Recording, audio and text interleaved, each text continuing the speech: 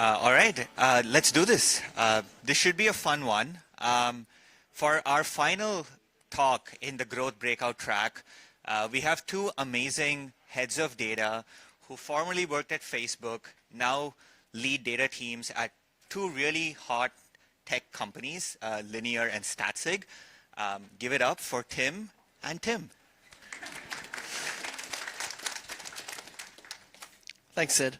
I'll give a little bit more in-depth introduction to myself, and then I'll ask Tim to introduce himself as well. For folks that don't know me, I'm Tim Chan. I currently lead data at Statsig. I've been there since the start of the company, so it's been a ride of about 4.5 years.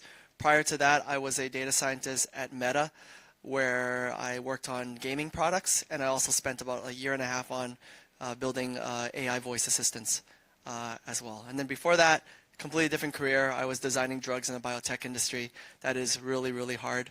But I'm having a lot of fun in tech and having a lot of fun right now. Tim, do you want to introduce yourself? Yeah, hi. Nice to see all you guys. My name is Tim Chi, and I'm currently both kind of leading and doing the data work at Linear. I'm sort of a one-man band. But I've been at Linear for about 2 years now. Prior to Linear, I was at Airtable and Meta before that. So yeah, doing a variety of data roles. Awesome. There's like a fun connection here other than like the obvious similarities. Tim and I actually overlapped, and we were on the same team at one point in Meta. As a result of a reorg, we were reporting to the same manager for about like 4 months. Yeah, I think so. Forever ago. This talk is designed, like, I think it's the story of how to be an effective data scientist at like big tech companies or medium tech companies or ones that have like pretty good culture and infrastructure and processes is sort of like well understood. I don't think the story of what it's like to be the first data hire at a startup is as broadly known, and so we thought this would be a good topic to bring up here. So this will be interest for folks who might be in that position currently, might be at maybe an immature company, or maybe you're considering taking that leap into a small startup. I think you'll get some value out of this talk. With that said, Tim, do you mind kicking us off with our first topic? Yeah, so the first thing that we thought we'd talk about is data stacks. So Tim, would love to hear about what the data stack at Statsig looks like right now, and especially would love to hear kind of how you guys landed on that, and if there were any sort of assumptions or things that carried over from big tech, or if there are things that you really had to like reevaluate. Gotcha. I remember on day one of Statsig starting, we had zero infrastructure, zero anything, and I was given a laptop and told, you are in charge of getting our data infrastructure up and running. And you know, I thought, like, listen, I've been in Meta a long time. I sort of understand all the words, but I don't actually know how to actually put everything together. And so that was a really big experience for like stepping outside my comfort zone. A lot of things we tried just did not work right off the bat. We eventually tried Databricks, and Databricks was the fastest way for me to get up and running with an environment that I was comfortable with like, I saw Python and notebooks and being able to write SQL and be able to create tables. That was great while it was great, and then it started not being great. It started to become very expensive for us, and we actually couldn't scale at the rate that Statsig was growing. Like all of our customers' data was coming in, and we started to hit the limits of what we were able to process. So we actually had to make the leap to GCP on BigQuery. BigQuery was like a 10x evolution for us. That was also great as well, but I needed a little bit more expertise for that. So the team was a little bit more mature at that point. It wasn't just me, and was a little bit more formal in understanding how to process data. Had real data engineers, had software engineers on the team as well. Now we've hit the limits of BigQuery, where we no longer have jobs that can complete, and now we're moving on to self-managed Spark and Iceberg tables. So we have had to evolve our data stack. Our data volumes are probably, I think it was announced today, we're processing 3 trillion events a day on Statsig. That is absolutely true, and that is my nightmare. Every time I wake up, that number is going to keep growing. I know it grows for good reasons, because that means we're doing well with customers and making more money. But as somebody that likes to sleep, I worry a lot about that. But yeah, Tim, How about you? Yeah, so a lot of that is very familiar. At Linear, I was fortunate enough that I came in after we had already had some data infra folks, so people who have kind of DBA type experience and had set up a data warehouse. But looking at, similar companies, I think one of the things that I've really taken away from this experience is that like, you hear a lot about the modern data stack, and I think as data people, we tend to like roll our eyes at the marketing sometimes. It feels kind of fluffy, but the reality is like it is much easier now than it was 10 years ago. Like my first data job, we were a like self-hosted. We had to like build our own rack in a data center, and we had to like configure a 3-par. It was truly terrible. And now, so much of it is managed and you can like get up and running. And I think the like kernel of truth in all of the marketing stuff is that there is like very discrete jobs to be done within a data function. So, you kind of like, you need a place to store your data. Linear, we use Snowflake on GCP. You need something to get data out of source systems. So we use Hevo, which is very similar to like Airbyte, if folks have encountered that before. And that's really great because like you don't have to write your own integrations into Stripe or HubSpot or Intercom.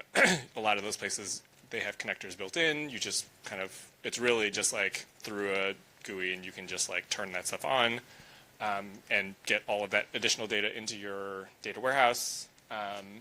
You need something to run reports and queries. We use self-hosted Metabase. It's, I think this is an area where like folks really should pick their tool that they feel most comfortable in, whether it's like Hex, if you're someone who really likes writing stuff in Python. We used Mode at Airtable, and that was, I actually thought, pretty good. Very similar to a lot of the tools that we had at Meta.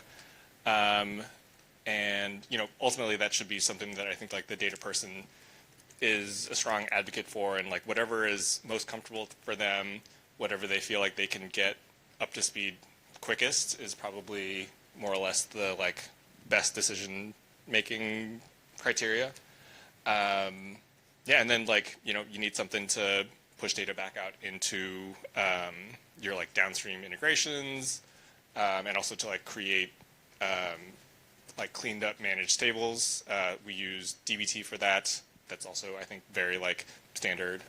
So, overall, like all these tools, I think they have pros and cons depending on what you're familiar with, but really like it makes things so much easier to kind of operate as like a single person or, early person building stuff from 0 to 1. You can really like get there pretty quickly.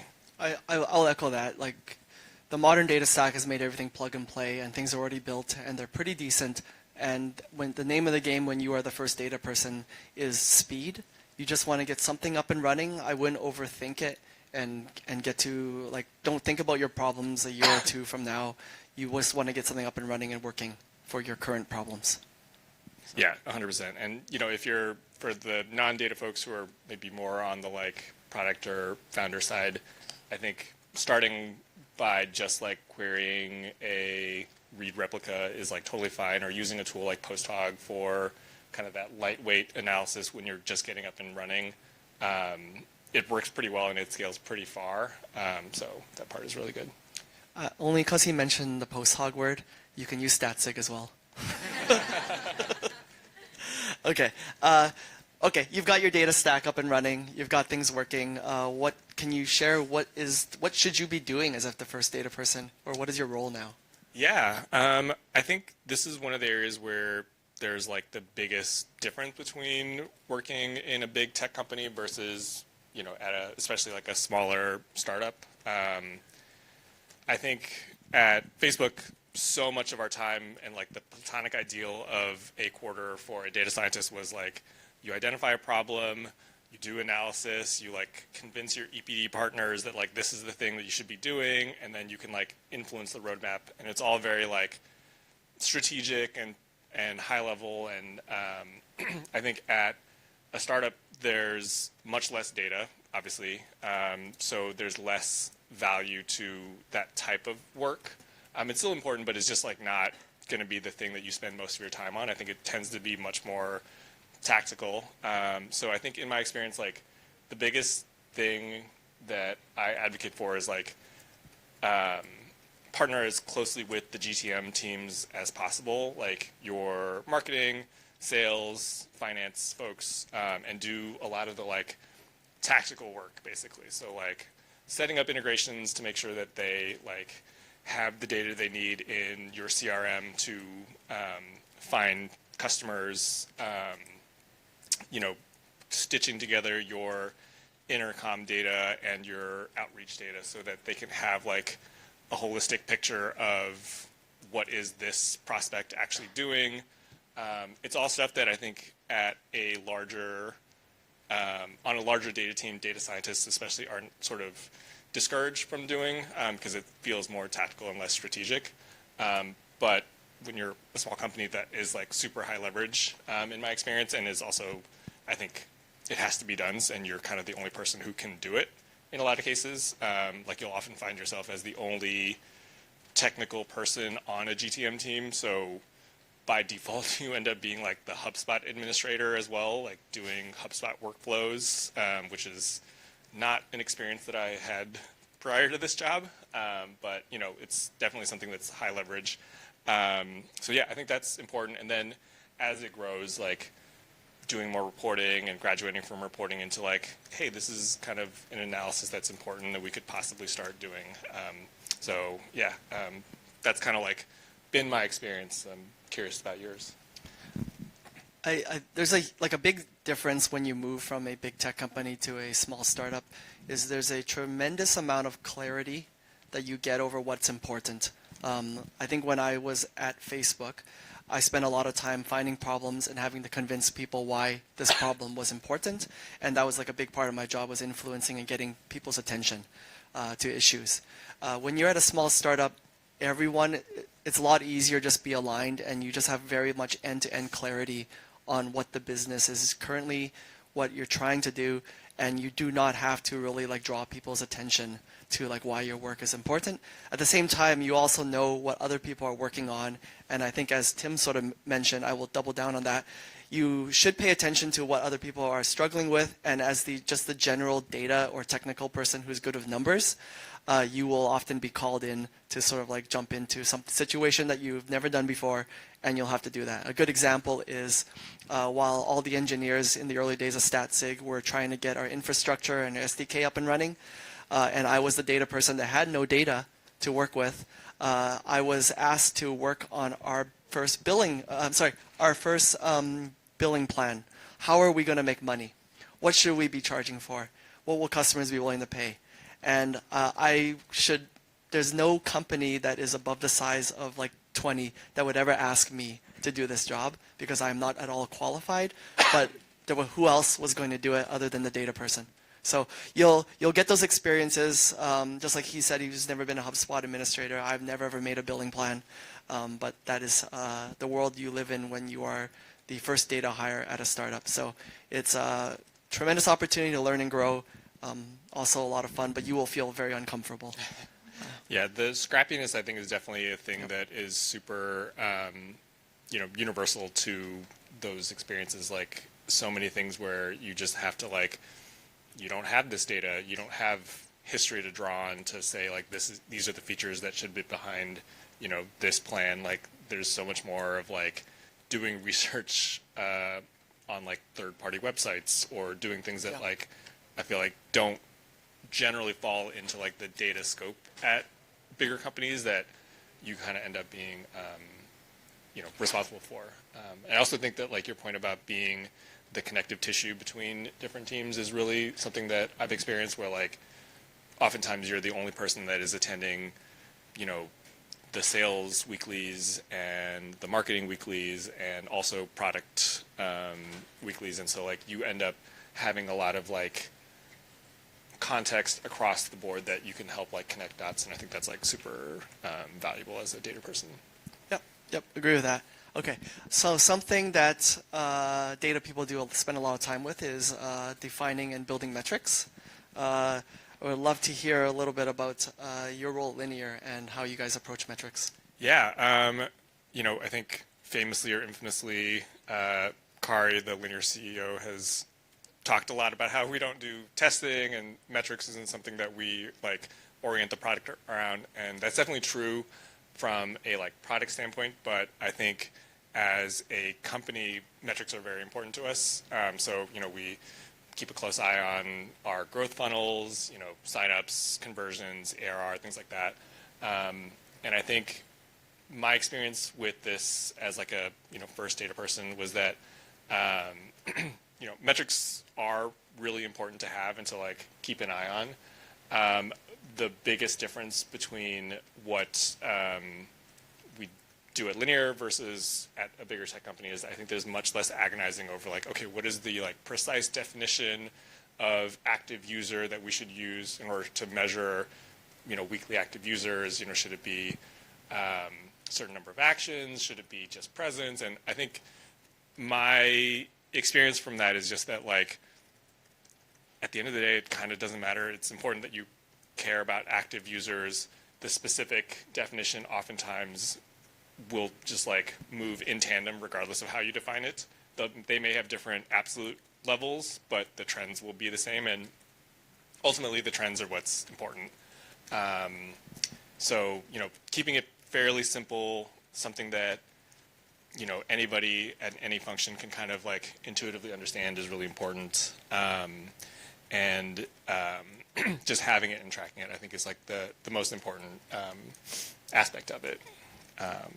And like, I think at bigger companies, we worried a lot about like, oh, this team is going to like game the metric by doing X, Y, and Z. And I think that at smaller companies, you shouldn't worry about that as much because you can solve that by like hiring good product teams and making sure that they are kind of rewarded, or like they aren't just purely focused on metrics, and have them use their judgment on things so that they aren't, gaming the metric in the same way. Yeah, I find that big companies, metrics serve many roles. One of which is like just measuring how is a team doing. If a team said that their goal for this half was to hit a certain number on this metric, that is how you evaluate that team. And that's also how you compare them against another team. You can look at which team hit their goals. And so it helps with this. Everyone's working on different things. Is there some way to normalize everyone's objectives? And you usually fall back on metrics. At a small company, that's not the case, but because there's so much transparency and clarity on mission, and it's much smaller and simpler of products you're working on, everyone knows what everyone is doing. And I think in terms of gameability, it's in everyone's best incentive at a small company that you're not going for like the good performance review and the good rating and the bonus and showing you hit the goals. You want the company to do well. That is like way more common at a small startup company. And if you start doing any sort of like gaming the metrics and just trying to hit a goal, like people will call you out for it because everyone understands your product, understands what your objectives are. And so I'm with you. You shouldn't worry about gameability. And so I think that my rule of thumb then for what the role of a metric is at a small company is you should just be tracking, agree on what success is, keep things very simple. Things are easy to understand across the company, and just keep the team honest. Like, there can be a tendency to celebrate a whole bunch of things, but if you have a metric chart that's going down, like that keeps the team honest for how you're really doing. Yeah, that totally makes sense. And I think like there's a temptation sometimes to be like, okay, but like in the future when we are bigger, this metric could be less, or more easily gameable. And I think like trying to future-proof it too much is like not a good use of time. And like if you get there, great. That's like a great problem to have. So yeah, I think like what at Facebook is famous that we had these metrics that had to be socialized completely company-wide over, for example. I don't know if folks remember, but there's a metric that was meaningful social interactions. Super complicated metric. They had to spend months rolling this out, and everyone was talking about this metric. Like there was actually a lot of baggage that came with that metric and a lot of investment in it. At a small company, it's way easier to create a metric and say and realize 3 weeks later this metric sucks, and then get rid of it and come up with another one. Like, you're not that heavily invested, and I highly recommend, as you're just trying to even figure out what your business even is, like, you should encourage just trying metrics on. Don't make it perfect, and just, it's okay to get rid of them. Yeah, I remember I think there was a New York Times article about that metric, which is just like insane. So, if we ever get to that point, that would be a great problem to have. Cool. So I think the last topic that we wanted to dig into is hiring. So if you're a founder or early exec, what should you look for in a first data hire?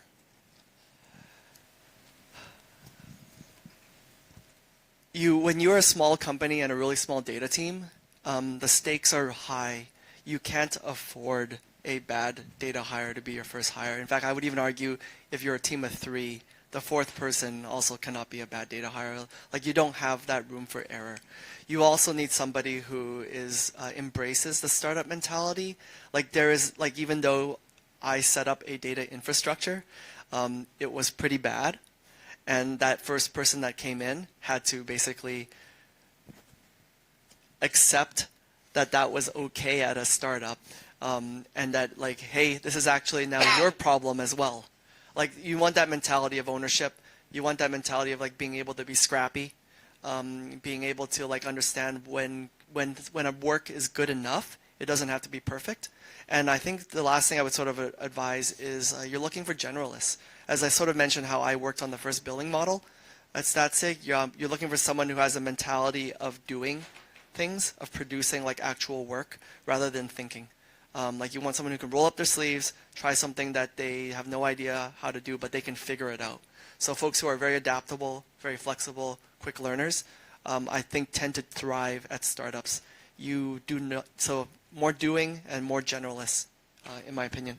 Yeah, definitely agree with that. I think whether you're the person doing the hiring or if you're like a data scientist or data person who's like looking at roles, I think the matching of what they need and what you are good at is important. And I think it's like important for both the hiring team and also the the person looking at the role to kind of talk through that. So looking at the company and seeing like, okay, do you have a data infra team in place that can do some of the like hard setup work? Do you need someone who, like, if you're in a kind of more consumer focused like marketplace type product, like someone who can do more machine learning or like that kind of work? Like, I think there's definitely like a big spectrum of data roles to be filled at companies, and finding kind of like what you feel comfortable covering and what the company needs to cover is important. So asking questions on both ends to like make sure that there's like a mutual fit in terms of what needs to happen is super important for being successful.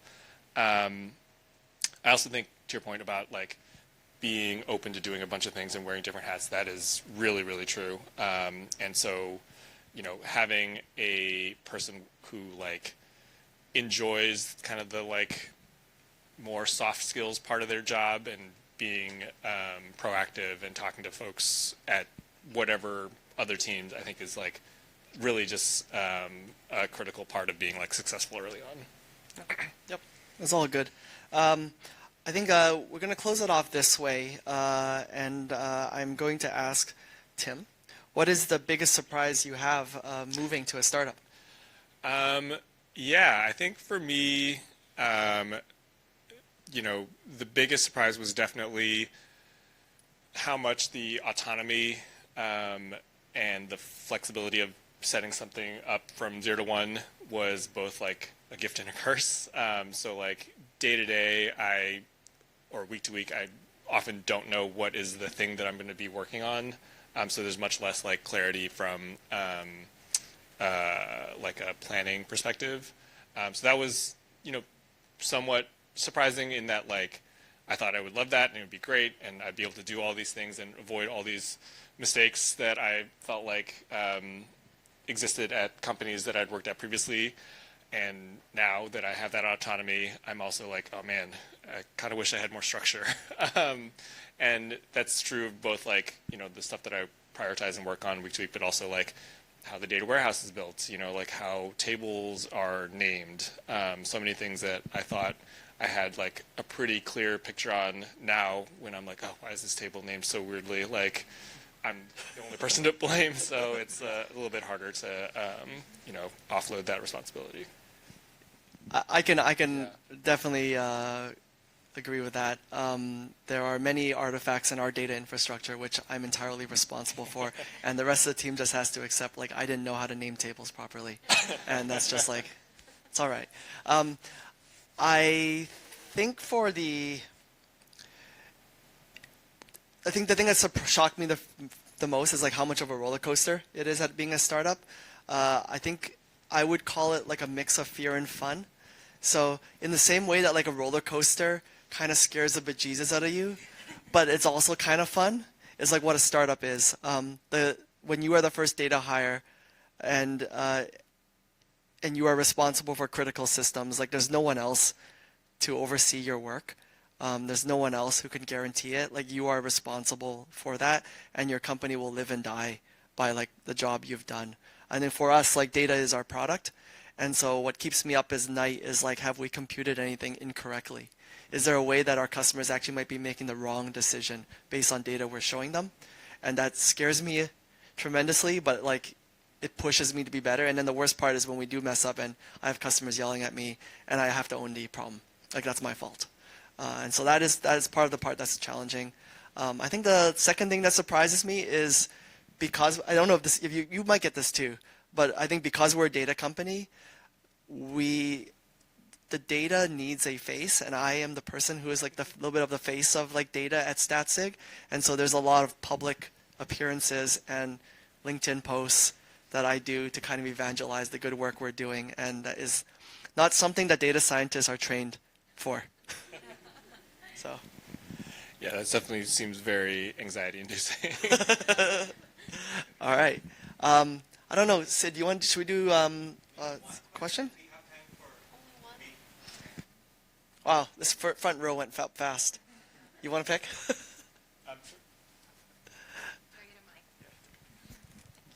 So everybody hears it. I have a two-part question for you, so I'm partially cheating, but number one, if you were to go back in time and start off as the first data person in Statsig and Linear, what would you do differently? And the second question is, Tim, you spoke about being very tactical when it comes to being in a startup environment and choosing the right data challenges, versus in Meta, it's very different, like you're encouraged to make more mistakes. So how is the transition like, starting from a culture like Meta and then moving on to a startup where you don't have a lot of leeway? I'm sorry, I didn't catch the last part. Oh, no. You spoke about being tactical and picking the right data challenges in a startup because you don't have a lot of leeway to make mistakes, whereas in Meta, making mistakes is encouraged for you to move fast and make mistakes and learn. So how was the transition like for you? I can start. In terms of things that I would do differently, there's definitely a lot. I think getting involved with like refactoring a lot of our data setup that had existed prior to me joining, and like we have a sales automation tool that we like pipe a bunch of data into. A lot of it was set up before I joined, and we built on top of that. I think trying to like get off the ground quickly, I just sort of took a lot of it to be as it existed and just like built on top of it, versus changing it to be a little bit more cleaner and using some of the like data warehouse stuff that I've been building. I think I would have like paid down that tech debt earlier, because now I just have even more of it to fix, and there's really no avoiding it, so it's going to happen eventually.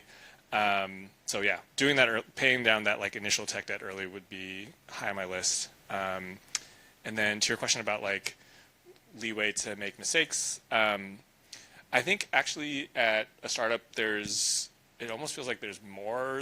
I would say that there might be more leeway to make mistakes because like so much stuff is changing, and stuff is pretty short-lived in a lot of cases. So like for tables that I like didn't design very well for, particular product launch, like, hey, turns out like we like moved away from that, or like, we have a whole different system to do the same thing. So like I get a second crack at it and can like kind of make those adjustments like without having to like worry about it biting me in the butt like further down the road. So yeah. I was originally going to answer your question with because I think when you want to make decisions quickly, you have to accept that you will make mistakes.